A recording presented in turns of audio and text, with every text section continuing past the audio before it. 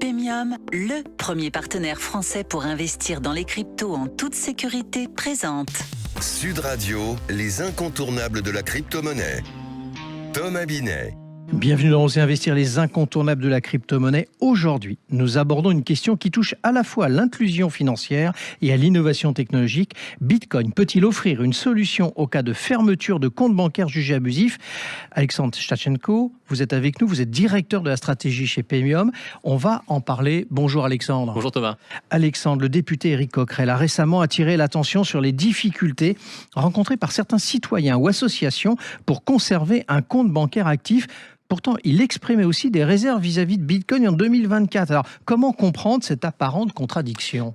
Alors, effectivement, c'est une contradiction, mais elle est compréhensible si l'on considère que le modèle bancaire actuel repose sur des autorisations d'accès. Les banques ont un rôle clé dans la société numérique, mais lorsqu'un accès est refusé, même temporairement d'ailleurs, ça peut poser évidemment des véritables problèmes d'inclusion économique. Et Bitcoin propose une alternative différente, un réseau où chacun peut détenir et transmettre de la valeur sans solliciter de tiers. Mais en France, Alexandre, le système bancaire est quand même bien structuré. Oui, et c'est une force dans beaucoup de cas. Ça peut aussi impliquer malheureusement des rigidités. On a 5 grands groupes bancaires qui gèrent l'essentiel des actifs dans ce pays, ce qui facilite la supervision, évidemment, puisqu'il n'y a que 5 acteurs à contrôler, mais ça peut rendre beaucoup plus complexe la diversité des approches et la concurrence. Par ailleurs, des institutions de contrôle comme l'AMF, donc l'autorité des marchés financiers, jouent un rôle important dans l'encadrement du secteur, ce qui garantit la légitimité et la sécurité du système, mais on peut légitimement s'interroger sur le niveau d'indépendance et de souplesse de ces structures face à des nouveaux usages comme le Bitcoin par exemple. Alors pour les citoyens, quelles en sont les conséquences concrètes ? Alors pour la plupart, aucune.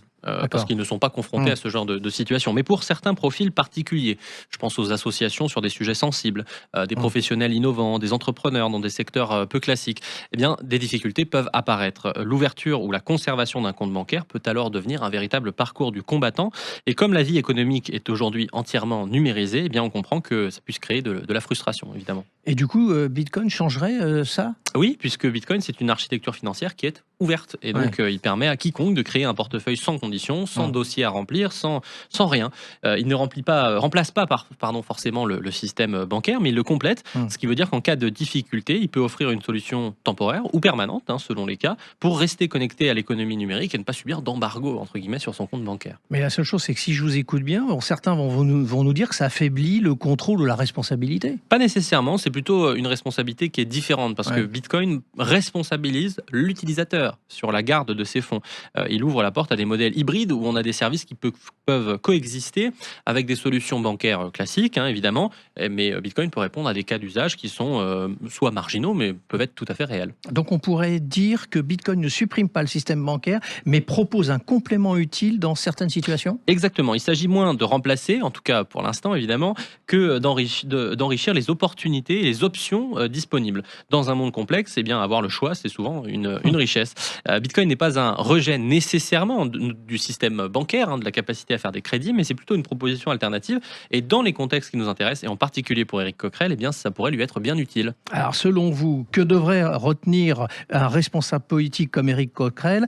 Ce débat dépasse-t-il les clivages idéologiques, justement ? Oui, c'est une très bonne question. L'inclusion économique, la liberté d'accéder aux outils de base pour participer à la société, tout ça sont des valeurs transversales. Bitcoin peut tout à fait répondre à certaines préoccupations progressistes, en particulier sur l'autonomie, la transparence, la résistance à l'exclusion. Et donc, la gauche gagnerait à s'intéresser à un objet qui répond en partie substantielle à ces combats plutôt que de le rejeter en bloc. Merci Alexandre. Et on vous retrouve mercredi prochain pour un autre numéro d'Oser investir, les incontournables de la crypto-monnaie. Et pour ce qui me concerne, rendez-vous dimanche matin dès 9h30 sur Sud Radio. Sud Radio, les incontournables de la crypto-monnaie. Thomas Binet. avec Paymium, le premier partenaire français pour investir dans les cryptos en toute sécurité.